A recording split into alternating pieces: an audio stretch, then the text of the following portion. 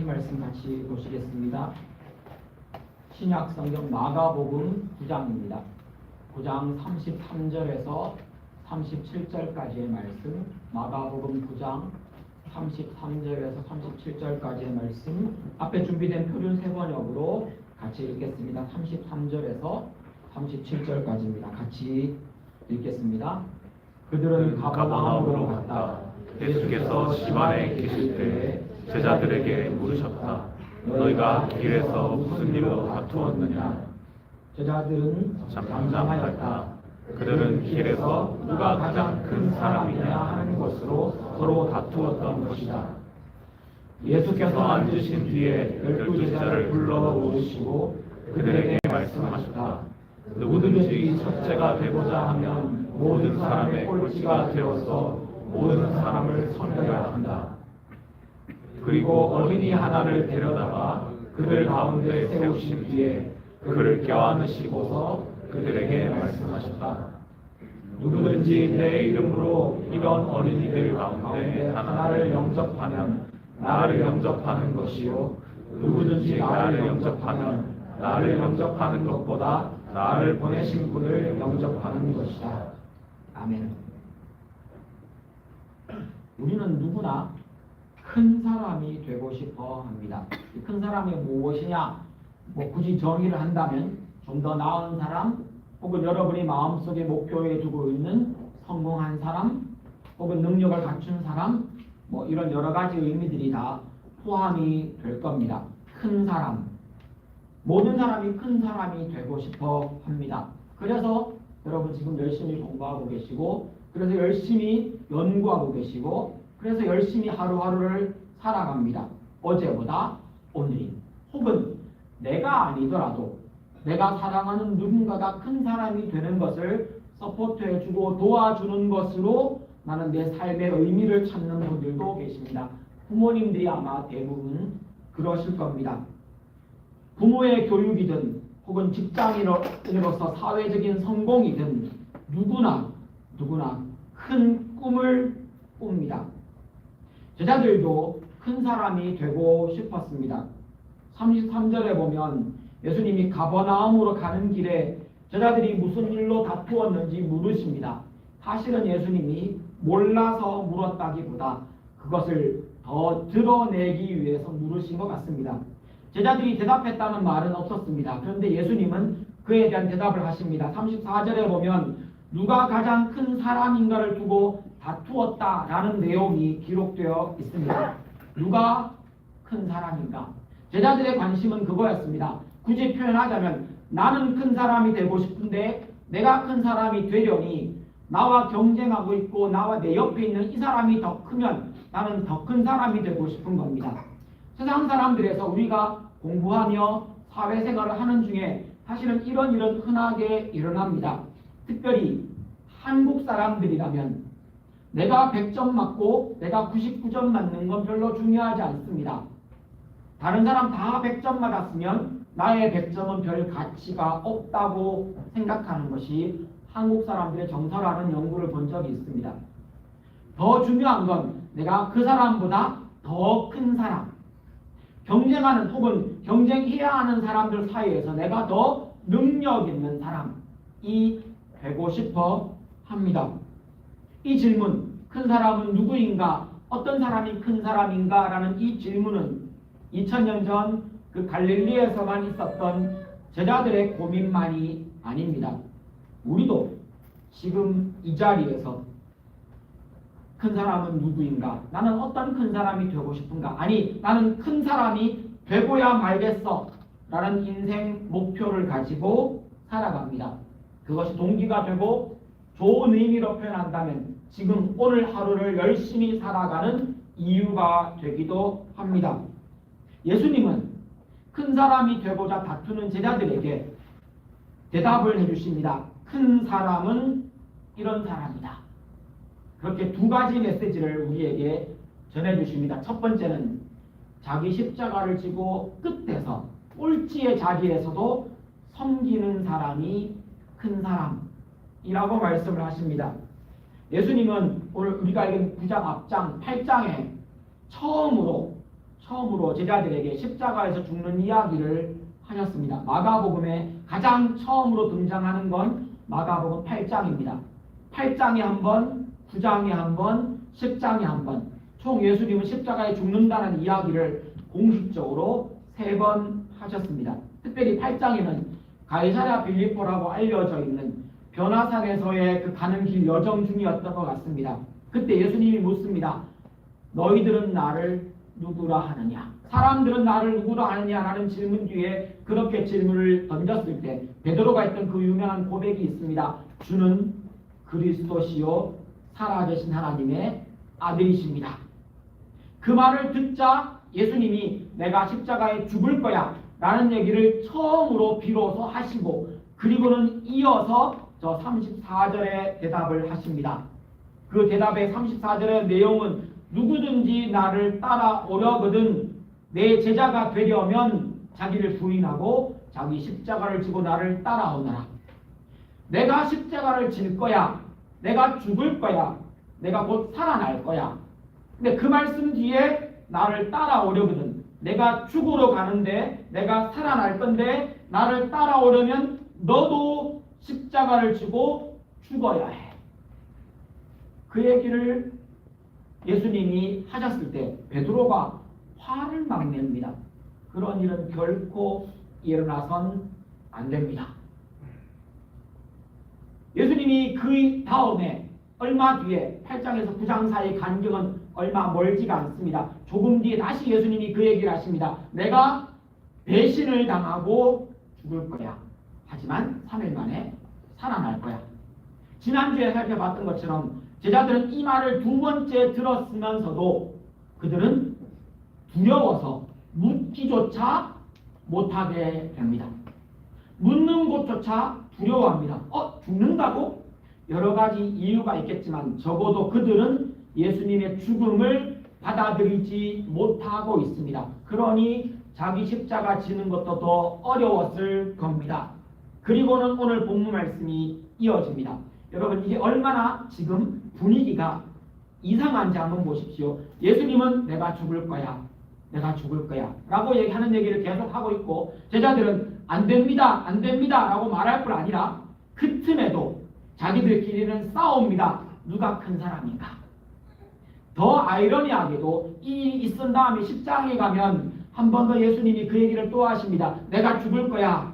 내가 배신을 당해 죽고 고난을 당하고 점점점 내용이 구체화됩니다. 8장보다 9장보다 10장이 더 구체적으로 예수님이 십자가의 죽음과 부활을 얘기하시는데 그 얘기를 듣고 10장에서 제자들의 반응은 여러분 아시는 야고보와 요한이 나를 예수님이 영광의 자리에 가실 때 나를 오른편에 앉혀주십시오 라는 얘기를 하고 제자들은 그것 때문에 화를 내면서 어떻게 네가 우리 빼놓고 너희들만 예수님 오른편 왼편에 앉으려고 하느냐 라고 하며 서로 우리 용어로 얘기하면 눈에 쌍심지를 피고 다투었던 장면이 또 기록이 됩니다. 이런 상황에서 이런 배경에서 지금 예수님이 내가 죽을 것이고 내가 살아날 것이라고 말씀하시면서 다투고 있는 그들에게 예수님이 하시는 말씀입니다. 예수님은 누가 큰 사람인가? 라는 말을 대답하시며 본문 35절에 보면 첫 번째로 가장 큰 사람이 되고자 한다면 모든 사람 뒤에 서는 꼴찌로 서서 거기에서 모든 사람을 섬겨야 한다. 예수님의 이 이야기는 많은 면에서 거의 모든 면에서 우리가 이 땅에서 가지고 있는 큰 사람이라고 하는 이미지, 큰 사람이라고 하는 사람이 가지는 특권들, 큰 사람의 행동의 패턴을 다 부수고 있습니다. 큰 사람은 앞서가는 사람입니다. 많은 경우 제자들도 그렇게 이해했을 겁니다. 큰 사람은 명령하는 사람입니다. 그래서 다른 사람 위에 군림하고 능력도 있고 힘도 있고 돈도 있고 그래서 큰 사람이 되면 나보다 작은 사람, 힘없는 사람, 약한 사람에게 어떤 영향력을 미쳐 내가 원하는 것들을 그에게 요구할 수 있는 자리라고 세상 사람들은 생각하겠지만 예수님은 그걸 완전히 뒤집어 놓습니다. 꼴찌의 자리에 서서, 꼴찌로 가라는 말로도 이해할 수 있지만 꼴찌의 자리에 서서라도 항상 그의 태도는 섬기는 사람이라고 말씀하시는 겁니다. 근데 여러분 한번 생각해 보십시오. 똑같은 패턴입니다. 십자가를 이야기한 그 뒤에 자기 십자가를 져라. 십자가를 이야기하고 난 다음에 큰 자가 되려면 꼴찌의 자리에서 끝에서 섬겨라. 이 똑같은 패턴이 사실은 중요한 메시지를 전달해 줍니다. 어떤 사람이 큰 사람입니까? 예수님이 하시는 말씀에 큰 사람은 자기 십자가를 지고 끝에서 섬기는 사람이라는 겁니다. 자기 십자가를 지고, 이건 그 사람의 삶의 자세를 의미할 겁니다. 개인의 영역에서 그러할 겁니다. 자기를 부인하고 자기 십자가를 지고, 여기에 남 얘기는 나오지 않습니다. 예수님이 첫 번째 하신 중요한 큰 사람의 메시지는 자기를 부인하고 자기 십자가를 지고, 이게 되고 난 다음에 지금 오늘 본문 말씀에서 말하는 큰 사람의 두 번째 중요한 이야기는 끝자리에서도, 꼴찌 자리에서도 섬기는 사람이 큰 사람이라고 얘기하는 겁니다. 예수님을 따라가려면 필연적으로 세상에 큰 사람이 되려는 욕망을 내려놓아야 합니다. 이걸 예수님의 표현으로 바꾸면 자기를 부인하고 자기 십자가를 져야 한다는 겁니다. 그때 우리가 큰 사람이 되는 길은 남은 이기고, 남은 누르고 이기고, 능력을 쌓고 스펙을 쌓고 돈을 많이 벌고 유명해지고 예뻐지는 세상의 방법이 아니라 모든 사람 뒤에 서서, 꼴찌로 서서 모든 사람을 섬기는 방법이라고 가르치고 계십니다. 여기에서 주목해야 될 부분 중에 하나는 큰 사람 되지 마 라는 말씀을 하고 계신 게 아닙니다. 큰 사람이 되라. 큰 사람이 되는 것이 너희들이 원하는 것이고 정말로 그것이 좋은 것이다. 맞다. 근데 큰 사람이 되는 방법은 다른 사람을 누르고 내가 힘을 쌓고 돈을 모으고 유명해지고 높은 자리에 오르는 그 방법으로는 큰 사람이 될 수 없다. 오히려 나를 낮추고 나를 부인하고 나를 내 십자가를 지는 그 방법 위에다가 꼴찌의 자리에서도 뒷자리에서도 다른 사람을 섬기는 방법이 큰 사람이 되는 방법이라고 그들의 방법을, 삶의 방법을 바꾸어야 함을 이야기해주고 계십니다. 예수님은 그들이 큰 사람이 되고자 하는 마음을 정죄하지 않으셨습니다. 틀렸다라고 말하지 않으셨습니다. 그 마음을 어떻게, 그 목표를 어떻게 이룰 것인가에 대해서 말씀해주고 계십니다. 큰 자가 되려면, 큰 사람이 되려면 이렇게 해라. 그 방법이 자기 십자가를 지고 끝자리에서도 섬기는 사람이 되는 것입니다. 자기를 부인하고 자기 십자가를 진다는 것은 신앙의 자리에 해당될 겁니다. 내가 죄인이고 나의 죄를 해결할 수 없으므로 예수와 함께 나의 죄된 삶을 놓는 것, 내 죄와 내 옛사람이 예수와 함께 십자가에 죽는 것, 그게 자기 십자가를 지는, 자기를 부인하며 나는 할 수 없습니다 라고 고백하며 예수 그리스도께 나를 완전히 드리는 것이 자기 십자가를 지는 삶일 겁니다. 그리고는 그 다음에는요, 내 이웃, 내 옆에 있는 사람에게 내 행동이 드러납니다.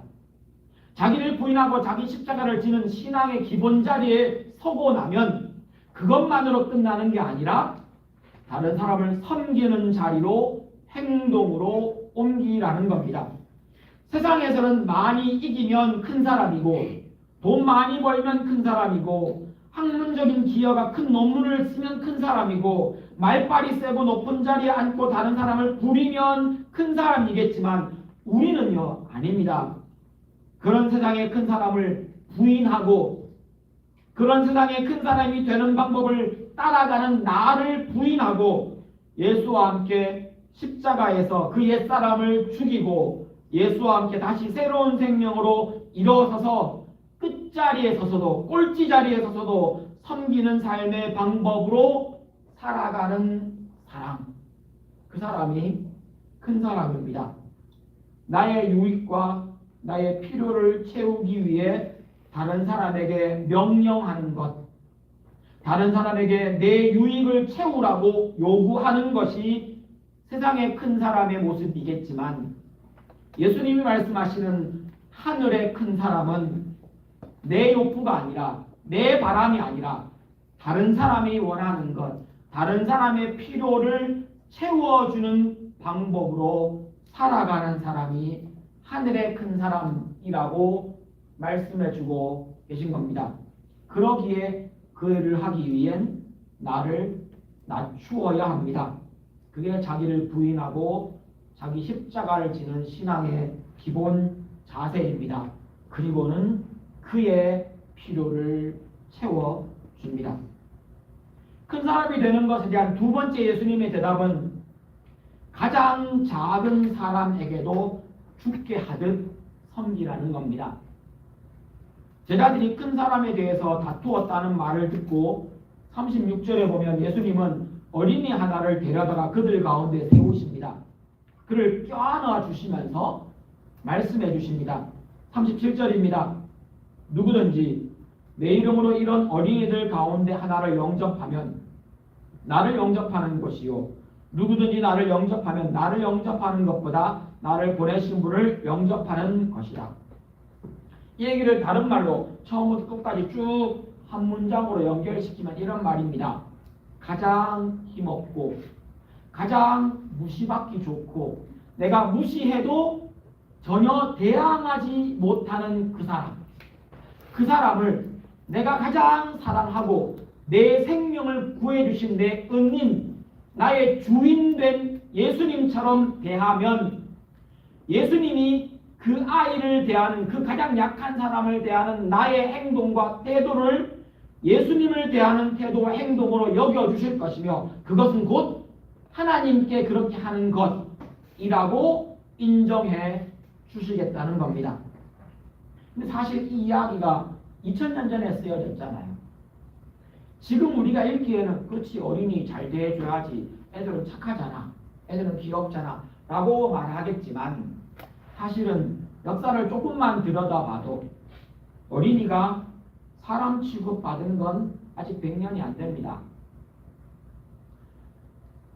제가 어릴 때만 해도 어린이는 어른들에게 그냥 지나가는 어른도 지나가는 애 때리기가 필수였고요. 그냥 흔하게 있는 일입니다. 버스에서 어린아이가 혹은 중학생쯤 되는 아이가 앉아있으면 어른이 들어와서 앉아있는 아이를 발로 차거나 호통을 치면서 어른이 들어왔는데 앉아있다고 얘기하던 시대였습니다. 얼마 안 됐습니다. 실제로 법적으로도요. 어린이 권리에 대한 이야기가 나온 게 얼마 안 됩니다. 물론 이야기라면 같이 이야기해야 되는 게 여성의 인권도 같이 이야기해야 됩니다. 여성의 인권에 대한 이야기를 요즘에 많은 사람이 이야기합니다. 여성들이 여성의 인권에 대한 이야기를 많이 하고 많은 사람들이 남녀에 대한 권리에 대한 이야기를 많이 해서 어떤 부분 교정되고 수정되었지만 사실은 지금 이 시대에도 어린이들은 스스로 자기의 권리를 주장하지 못합니다. 근데 이게 실제로 지금부터 한 101년쯤 전에 1924년에 그때서야 비로소 제네바라는 곳에서 아동권리선언이라고 하는 문서화된 형태로 어린이에게 권리라는 말을 붙인 최초의 공식적인 문서가 그때 나옵니다. 그때 나오고 난 다음에 법으로도 관련된 이야기가 지정되기까지 수십 년이 걸렸고 법으로 어떤 몇 사람들이 초기에 만들어서 세웠겠지만 인식과 생각에서 어린이가 사람이라고 여겨진 건 진짜로 얼마 안 됩니다. 그러면 2000년 전에는요. 사람 아니었습니다. 내가 이 말이 좀 지나친 것 같습니까? 아니요. 사실입니다. 어린이를 보호의 대상으로 생각하는 건 부모뿐이었습니다. 심지어 부모도 로마의 어느 군인이 전쟁터에 나갑니다. 그리고 아내에게 편지를 쓴 것이 지금까지 남아있는 고대 문헌 중에 하나의 이런 문서가 남아있습니다. 편지 몇 개를 썼는데 그 편지 이런 내용입니다. 아내가 임신한 보고 남편이 전장에 나갔습니다. 그 편지를 씁니다. 아기가 태어나거든 그 아이가 여자아이거든 그 아이를 엎어놓으세요. 남자아이거든 그 아이를 키우세요. 이게 무슨 말인지 잘 이해가 안 되시죠? 엎어로 오는 아기가 죽습니다. 죽이라는 겁니다. 근데 이게 남자 여자에 대한 이야기이기도 하지만 그 당시에는 자녀는 부모의 소유물이었습니다. 흔하게 사실은 많은 아이들이 태어나서 어른이 되고 청소년이 되고 어른이 되기 전에 죽었기에 더 그랬겠지만 어린이는 사람이 아니었습니다. 그런 시대에 예수님이 지금 이 얘기를 하고 계신다는 겁니다. 누구도 사람 취급해주지 않습니다. 누구도 그를 보호해주지 않습니다. 누구도 어린이의 편에 서지 않습니다. 지나가던 어른이 그냥 때려도 부모 이외에는 그것이 너 왜 그러냐라고 묻지 않습니다. 따지지 않습니다. 보호하지 않습니다. 그 누구도 그 어린이의 편에서 어린이를 지키지 않는 그 시대에 예수님이 지금 이런 얘기를 하십니다. 이 어린아이 이들 중에 하나를 영접하고 대하는 것 나에게 하듯이 그렇게 하라는 말입니다. 뉘앙스가 의미가 느껴지십니까? 신앙은 거대한 업적을 이루는 것이 아닙니다. 여러분 예수 믿으면서 여러분이 섬기는 교회와 여러분의 신앙생활에서 정말로 세상 사람들이 깜짝 놀랄 만한 위대한 업적을 혹시 교회 안에서 여러분의 신앙생활을 기대하십니까? 그게 버려야 될 세상의 큰 사람의 생각입니다. 성경은 그런 얘기를 하고 있지 않습니다. 오히려 안 보이는, 잊혀진, 모르는, 자기 스스로의 자기의 권리를 주장할 수 없는 힘없고 약하고 모자란 그 사람 편에 서주라고 이야기하고 있는 겁니다.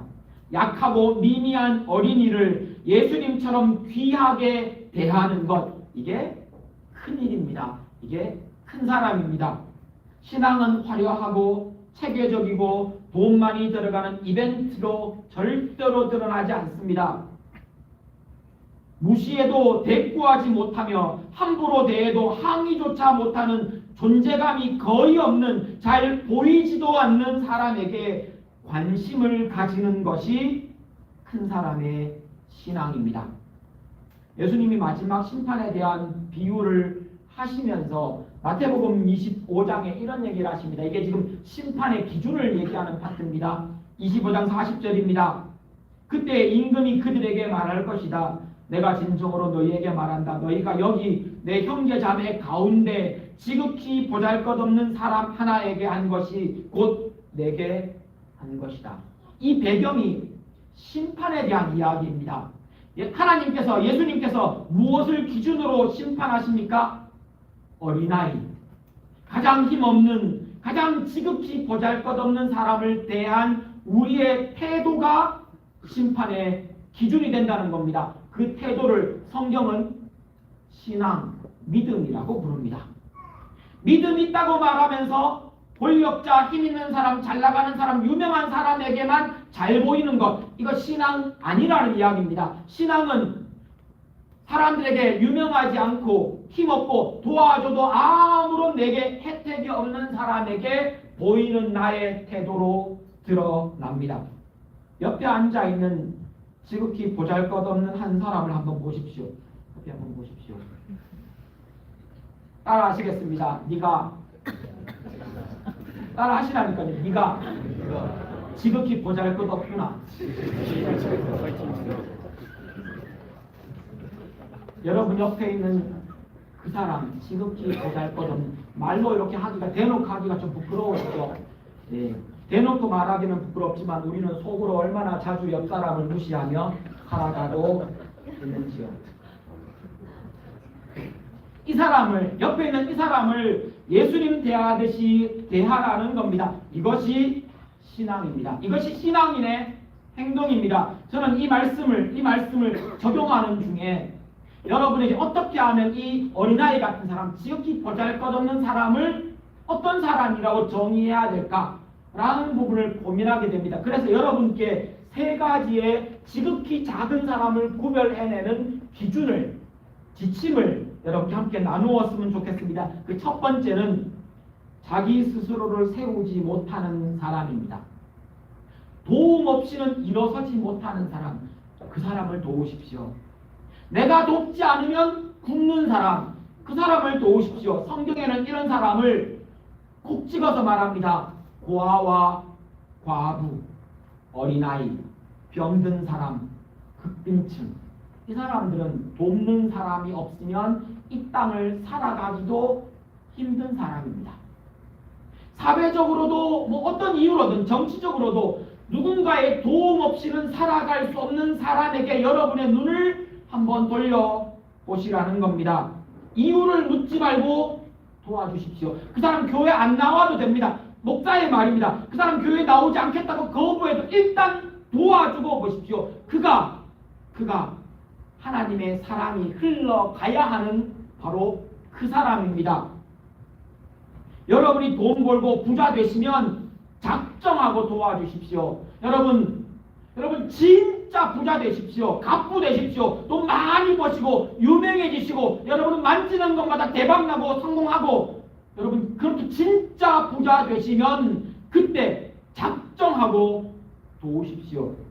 미국에 한국에 그런 사람을 못 찾으시겠습니까? 눈을 조금만 돌리시면 사람의 누군가의 도움 없이 오늘 하루를 살아갈 수 없는 사람이 지금 이 땅에 수십억의 사람이 있다는 것 알고 계십니까? 몇 초에 한 명씩 어린이가 영양실조로 죽어가고 있는 세상입니다. 지금 이 시간에도 인종적인 이유 때문에 정치적인 이유 때문에 총칼 앞에서 지금도 도움 없이는 그들의 삶을 영위할 수 있는 사람이 지금도 이 땅에 같은 시대에 사람들이 얼마나 많은지 조금만 눈을 돌려 보십시오. 여러분이 받을 그 풍성한 물질은 사실은 복의 상징이 아닙니다. 성경은 우리가 받는 물질을 복의 상징이라는 것으로 우리에게 주시기보다 다른 사람, 이웃을 도우라는 은사로 하나님의 은사로 우리에게 주셨다라는 것이 더 정확한 말입니다. 복과 은사의 차이가 뭡니까? 복은 내 겁니다. 내가 누리면 됩니다. 은사는요, 다른 사람 섬기라고 주신 하나님이 내게 맡겨주신 겁니다. 그 가장 대표적인 것이 성경에 나오는 여러 은사들입니다. 그리고 또한 여러분이 앞으로 여러분 손에 쥐게 될 돈, 여러분이 앞으로 여러분 손에 쥐게 될 권력, 그거 복 아닙니다. 여러분 분명히 마음을 정하십시오. 분명히 선을 정하시고 확립하십시오. 돈과 명예와 권력, 이거 복 아닙니다. 은사입니다. 은사입니다. 이게 헷갈리면 부자 되려고 예수 믿는 겁니다. 많은 사람들이 오해하는 것처럼 예수 믿고 만사형통하고 예수 믿고 이 땅에서 부자 되겠다라는 신앙과 이게 딱 붙어버리면 나는 부자 되고 나는 많은 것을 가지고 이게 복이니 내 마음껏 누리고 내 마음대로 쓰고 그것이 어디에 쓰는지 그것이 무슨 결과를 만들어내는지 상관없이 그걸 다 내 것으로 여기며 자기 잘난 줄 알고 그러다가 근데 맞죠? 심각하고 중요한 겁니다. 돈도 명예도 권력도 복이 아니라 은사라고 이해하십시오. 하나님이 여러분에게 사용하라고 맡기신 겁니다. 첫 번째 기준이 자기 스스로 세우지 못하는 사람을 가장 지극히 작은 사람을 돕는 첫 번째 지침으로 삼는다면 두 번째는 갚을 수 없는 사람을 도우십시오. 첫 번째 이야기와 연결되고 중복되는 부분도 있겠지만 갚을 수 없다는 말은 지금 도와주고 섬겨도 나의 도움을 받을 뿐 나에게 갚지 못하는 사람을 도우라는 말입니다. 성경에서 이런 범주의 사람들을 표현하는 말이 나그네. 나그네가 내 앞을 지나갑니다. 이 사람은 지나갈 사람입니다. 레위인 기업이 없습니다. 다른 지파 사람들이 소출을 거두어 들인 것으로 모아서 그 사람이 살도록 도와주는 겁니다. 레위는 스스로 농사 짓거나 양이나 가축을 키우지 않습니다. 그래서 돕지 않으면 이 사람에게 아무리 많이 도와줘도 스스로 무언가를 창의적으로 만들어내 갚을 수 있는 사람이 아닙니다. 현대 많은 선교사들, 많은 사역자들이 여기에 해당될 수 있을 겁니다. 또한 장애인들, 내가 아무리 지금 도와줘도 이 사람은 나중에 훌륭하고 멋지게 성공해가지고 나한테 갚을 수 있는 그런 부류의 사람이 아닙니다. 누가복음 14장 12절에 보면 부유하고 넉넉한 사람에게 베풀면 그 사람이 나에게 갚을 수 있기 때문에 그 사람에게는 오히려 하지 말랍니다. 이 예수님의 말씀입니다. 13절에 보면 오히려 가난한 사람, 지체장애인, 다리 저는 사람을 초대해서 대접하랍니다. 지금도 장애인은 살기 힘들지만 그때는 장애인은 일자리도 구할 수 없는 시대였습니다. 그런 시대에 그런 사람들을 도와주면 그들은 갚을 수 없습니다. 그렇지, 그 사람이 우리가 도와줘야 될 사람입니다. 그리고 그 이유를 14절에 이렇게 설명합니다. 갚을 수 없기 때문에. 그들은 갚을 수 없지만 하나님이 갚아 주십니다. 지나가는 사람, 나그네가 이 부류에 속한다고 하니까 여러분 뭔가 이렇게 희망이 보이지 않으십니까? 왜요? 다 나그네거든요. 여기 직장이 있으십니까? 여러분들은 진짜 엄청난 곳에 계십니다. 다 갈 사람들입니다. 다음 학기에 가고 내년에 가고 3년 뒤에 가고 5년 뒤에 갑니다. 그럼 이 사람들 마음껏 도와주십시오. 옆에 사람 한 번 더 보시겠습니다. 네가 따라하십니다. 네가 나그네구나. 나도 갈 사람이지만 너도 갈 사람입니다. 그러므로 내가 너를 마음껏 도와주고 나를 잊어라. 이게 그리스도인이 다른 사람을 돕는 태도입니다. 다 갈 사람입니다. 가면 여기를 떠나고 나면 블랙스버그를 다시 기억하지 않을 사람들입니다. 슬프기도 하죠. 되갚을 것을 기대하지 말고 도와주라는 이 말씀을 기억하십시오. 고맙다고 말하지도 않고 입싹 닦고 가버리는 그 사람을 보며 화내지 마시고 기꺼이 애쓰고 수고하며 그 사람을 도와주십시오. 여러분이 애쓰고 수고하고 땀 흘리며 교회에서 이것저것으로 섬겼더니만 수고하셨습니다 라는 말 한마디 할 줄 모르고 그냥 가버리는 무례한 대학생들을 보시거든 아싸! 하나님이 갚으실 거다 아멘. 라고 기대하시라는 겁니다. 이게 우리의 태도입니다. 실컷 도와주고도 고맙단 말을 못 들었습니다. 그게 우리의 상급입니다. 그 사람에게 밥 한 끼 먹여주고 그 사람 힘들 때 도와주고 옆에 있어주면 손잡아주고 난 다음에도 그 사람이 나를 딱 잊어버리고 떠나버렸습니다. 그게 우리의 하나님께 받을 상급이라는 겁니다. 세 번째 기준은 이런 겁니다. 잊어버리기 쉬운 내 옆사람을 섬기십시오. 성경에서 이런 사람을 찾으라면 여리고로 가다가 강도 만난 사람이 아마 잊혀진 이웃일 겁니다. 이 사람을 보고 이 사람 도움이 필요한 사람 맞습니다. 강도를 당했어요. 몸이 상했어요. 물건을 다 뺏겼어요. 스스로 자기를 구제할 수 없는 진짜 위급한 상황인데 그 옆을 제사장도 지나가고 레위인도 지나갑니다. 근데 그들이 지금 예루살렘에서 여리고 사이에서 일어난 일인지라 레위인들과 제사장은 아마 예루살렘 성전에 봉사하러 가는 길이었을 것으로 충분히 쉽게 추측할 수 있습니다. 하나님 일하러 가느라고 그 강도 만난 사람은 잊혀졌습니다. 존재감이 별로 없는 거예요. 그냥 이 사람 무시하고 가도 속으로 생각했을 겁니다. 제사장도 레위인도 내가 이 사람은 무시했지만 하나님 성전에 가서 내가 거룩한 일을 하면 하나님이 나를 기뻐하실 거야. 그게 아니라고 말씀하시는 겁니다. 공동체 안에서 여러분의 로고스와 레마 안에서 주목받지 못하거나 존재감이 부족해서 누구누구 왔어? 못 봤는데? 아무도 그 사람이 온 줄 몰라요. 그런 사람을 찾으십시오. 그 사람 언제 왔더라? 기억이 안 나는데 오긴 온 것 같은데? 그런 사람을 찾으십시오. 그 사람에게 따뜻하게 여러분의 사랑을 전하시라는 겁니다. 존재감이 부족해서 쉽게 잊혀지는 사람, 잊어버리기 쉬운 사람, 주목하지 하게 잘 안 되는 사람, 누구누구는 교회 올 때마다 눈에 자꾸 띄고 앞에 서고 일 많이 하고 이런 사람들도 도와야 되고 섬겨야 되지만 언제 왔다가 언제 갔는지도 모르는 그 사람을 도우십시오. 요즘처럼 많은 사람이 한꺼번에 신입생으로 편입생으로 복학생으로 막 몰려왔다가 여러분 우리가 매년 경험하듯이 아마 한 3주쯤 지나고 나면 여기 계신 많은 분들이 학교 공부하느라 과제하느라 결석이 시작될 겁니다. 그러면서 점점 잊혀져가는 그 사람을 여러분 기억해 주십시오. 여러분이 신입생일 때, 여러분이 복학생일 때, 여러분이 편입생일 때 여기 와서 얼마나 낯선 곳에서 뻘쭘하게 앉아 있었는지 떠올려 보십시오.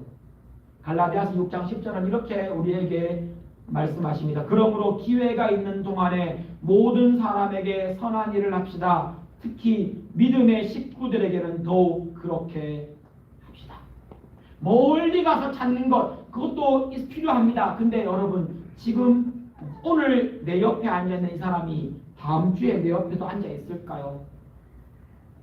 지금 로고스와 함께 혹은 레마에서 함께 모이던 이 사람이 카톡방에 같이 들어와 있는데 어느 날 표도 안 내고 그 방에서 나가는 걸 여러분이 알아챌 수 있을까요?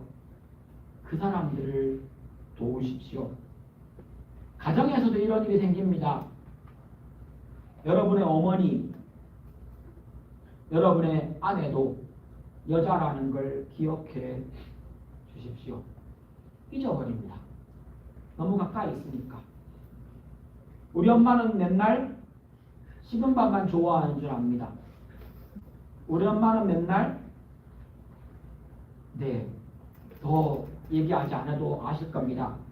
여러분의 아버지, 여러분의 남편도 남자라는 걸 기억해 내십시오. 여러분의 자녀가 여러분의 따뜻한 사랑에 관심을 기다리고 있다는 걸 기억해 내십시오. 같이 살다 보니 너무 가까이 있다 보니 계속 받다 보니 계속 주다 보니 잊어버리고 있지 않은지 그 사람의 소중함을 그 사람이 내 기억 속에서 잊혀지고 있지 않은지 떠올리시라는 겁니다. 마땅히 그리스도인이 돌아보아야 할 내 형제요, 내 자매요, 내 가족입니다. 말씀을 마무리하겠습니다. 오늘 본문 말씀은 큰 사람에 대한 우리의 생각을 바꾸어 줍니다. 세상은 성적, 업적, 지위, 명예로 큰 사람을 정의하지만 예수님은 이렇게 말씀하십니다. 큰 사람은 자기 십자가를 지고 끝자리에서도 섬기는 사람이다. 큰 사람은 어린아이 하나같이 가장 작고 보잘것없는 사람도 죽게 하듯이 대하는 사람이다. 하나님이 나에게 주시는 돈과 명예와 성공은 섬기는 데 사용하라고 주시는 은사입니다. 은사는 덕을 세우고 교회를 세우라고 하나님이 주신 선물입니다. 그 귀한 것을 청지기인 나에게 맡겨 주신 겁니다. 그걸 사용하십시오. 이제 우리의 공부와 연구, 우리의 땀과 수고는 나만을 위해 쓰지 않습니다. 작은 자 하나를 섬기기 위해, 어린아이 하나를 살리기 위해 내가 베푼 사랑을 갚을 수 없는 사람에게도 기꺼이 주는 것이 우리의 신앙인의 생활 태도입니다. 이게 우리가 살아가는 새로운 생명을 가진 새로운 삶의 방법입니다. 섬기는 자리에서는 큰 사람이 되십시오. 보잘것없고 하찮아 보이는 작은 사람에게도 기꺼이 주께 대하듯 주를 대하듯 존중해주고 귀를 기울여주고 베푸는 큰 사람 되시기를 주님의 이름으로 축원합니다. 기도하시겠습니다.